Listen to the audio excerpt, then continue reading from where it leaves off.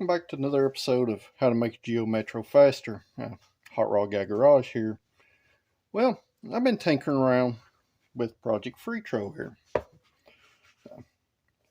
As I said in the last video, it was super fat. So, I built a bigger carburetor for the car. I built a 351 CFM carburetor. And I'll flip the camera around and show you that here in a minute. But I was here at the shop and I just happened to have acquired something else for an experiment, so to say. So I'm going to flip the camera around. I want to show you the carburetor that I just built, the 351 CFM one. I will say this, the car was very responsive to it. I have no data for the bigger carburetor, but the car revved a lot faster. Basically, if my experiment don't work out, we're going to put this 351 CFM carburetor back on. But I do think, now, what I'm fixing to show y'all is going to be kind of a game changer, especially when it comes to having the turbo motor. So, I'm going to flip the camera around and I'll show you what's going on. So, here, guys, is the 351 CFM carburetor I built. Shaving choke horn, I smoothed some stuff up. This carburetor runs real well on the car. Now, by the math, this carburetor is way too big, but super responsive to it. This is a 121 Venturi carburetor, which is 351 CFM. Well, we have another little friend here. This is a 2 to 4 barrel adapter plate. And I'm not done with the 2 barrel carburetor, guys. I'm going to keep exploring this. But, laying around, we have this Sniper set up.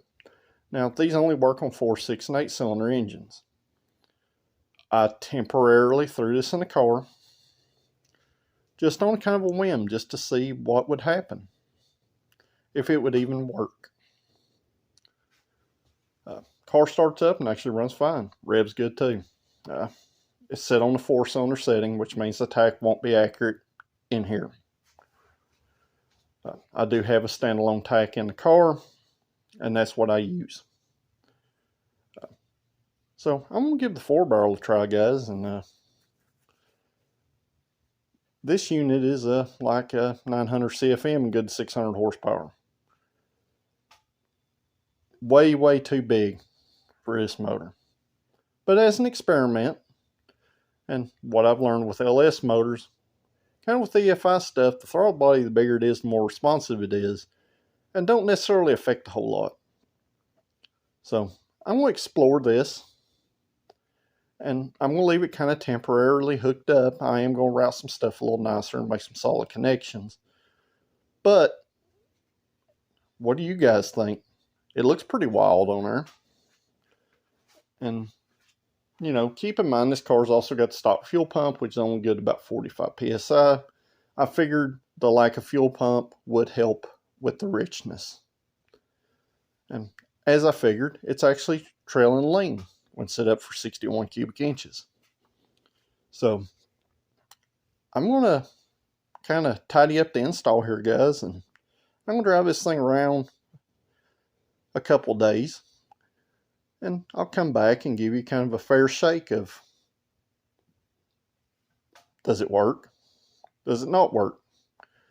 Now, the reason why I'm kind of experimenting with this on this motor, I am going to build an all-out, full max effort turbo motor. And I've talked about this several times.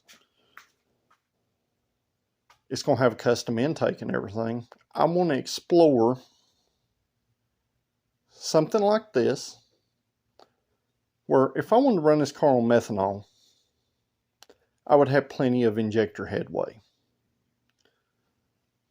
So, right now, we're on 93 pump gas. I'm going to give this thing a fair shake, guys, and just see what happens. They're utter garbage on most V8s. They have super bad quality control issues. There's some people that love them. There's some people that hate them. I removed this from a customer's vehicle and put a carburetor back on it.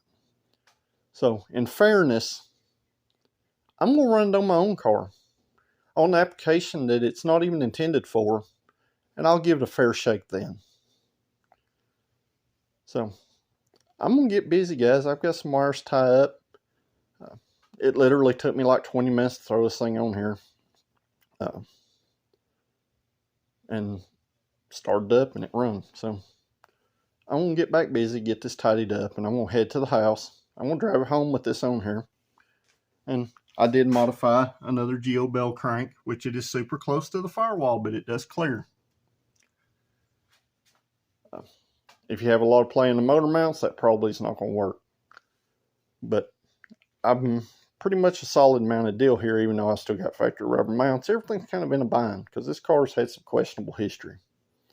So, be back later, guys. Cross your fingers. Alright, guys, we're on day 2 of the Holley Sniper experiment. I drove this thing about 10 miles. So far, super impressed. Like I said before, it is way oversized. I've not got no data yet. I'm going to let it do its self-tuning thing for a little while. And then I'm going to go back in there and I'm going to tweak some things. Hopefully. But to put an air cleaner on this thing, I need to keep in mind that my 2-barrel had no spacer. And the air cleaner was close to the hood with the 2-barrel. So I went ahead and cut the hood, where I can put an air cleaner on it. And I'm going to see what kind of material I can find or something to make some kind of hood scoop out of, just so it don't rain down in the motor. So I'm going to flip the camera around and kind of show y'all what I'm dealing with. So they're kind of oddities here. As you can see, you know, it don't stick up very far. But it also, the hood wouldn't shut. So this hood's junk anyway. It's been broke in the center and it had a crease all the way across, and I straightened most of that out, and the front of it up here has been totaled too. So no real big loss. But I'm going to try to find something to stick on here. Maybe make it look a little cooler. It's not going to be real big. It's going to be small. So I'll pop back in with another update when there is one.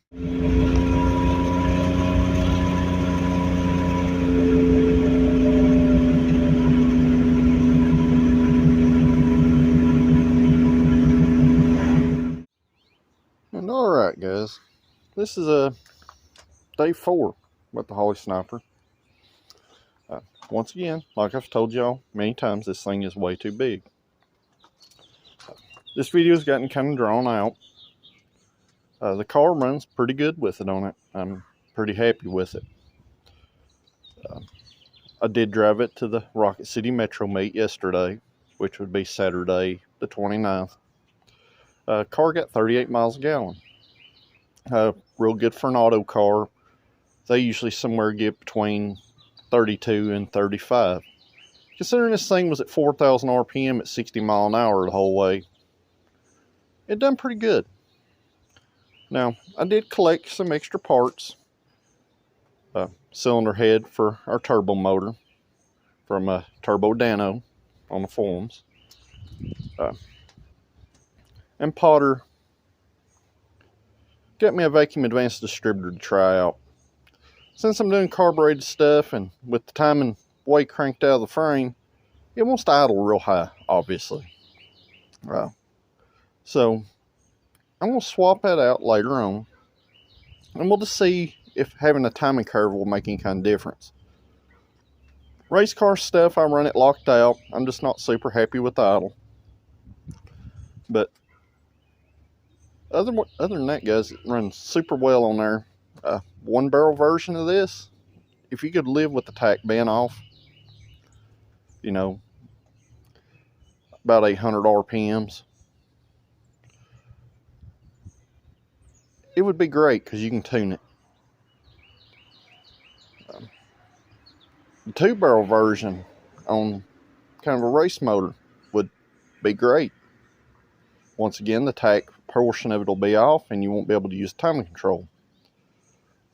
Later on, what I'd plan to do is I'm going to experiment this with a Mega Squirt when I do my turbo motor. Mostly because the injector sizes and the CFM. That will come into play later. But I've got a little bit of data, so our fuel mileage is okay. So I'm going to go try and make some pulls, and we'll see what happens. So be back here in just a few. Well, guys, the results are kind of inconclusive. Didn't gain no 1/8 mile ET. I did gain 1 mile an hour. Gained a little bit in fuel mileage. Overall drivability of it is pretty good. Really don't have no complaints, not at this time. It does, however, when you floor it from a dead stop, it does have a small hesitation. And more than likely, that's why our results are inconclusive. Now, it's run real close to what it has been running. Mile an hour's there. The 60 foot is where we dropped off. Now, when you mat it, you have a slight, let's just say, we're not going to say bog. It don't have a bog. It has a rich spot, which was anticipated. I've tuned on it a little bit with handheld. Other than that, you know, there's nothing really stopping you from doing the 1 barrel version or the 2 barrel version. Other than the tack on the handheld being off, about 800 RPMs at 4,000 RPM. So, sorry guys, kind of inconclusive. It's not hurting anything, but at the same time, it's not helping anything. So, if things change, I'll pop back in to update this video. But, you know, it's not hurting nothing. So, it's going to stay for now. I'm going to do some more testing with it. And since it really didn't hurt anything but our 60 foot, I'm going to continue on with the series from this point. Our next video will probably be some weight reduction. Because it picks up a lot bigger from weight reduction than it does from, you know, small mods. I will note that, you know, this thing does not open up all the way. There's no possible way to make the 4-barrel version open up 100% with an automatic Geo Metro setup. There's just not an adjustment in the TV cable or the brackets, and I have tweaked those a little bit. So it's not from lack of airflow. Like I said before, that thing's 900 CFM and it has 400-pound injectors in it. It shouldn't work at all. But it does, and it runs fairly well on something that wasn't even intended to be on. So until then, guys, I'm going to keep tweaking with this thing a little bit. I've got some other things to try and to see if they make a difference. And I'll pop back in, and it'll be in a tuning video. And if we gain, we gain. If we don't, we don't. So until then, we'll see you tomorrow.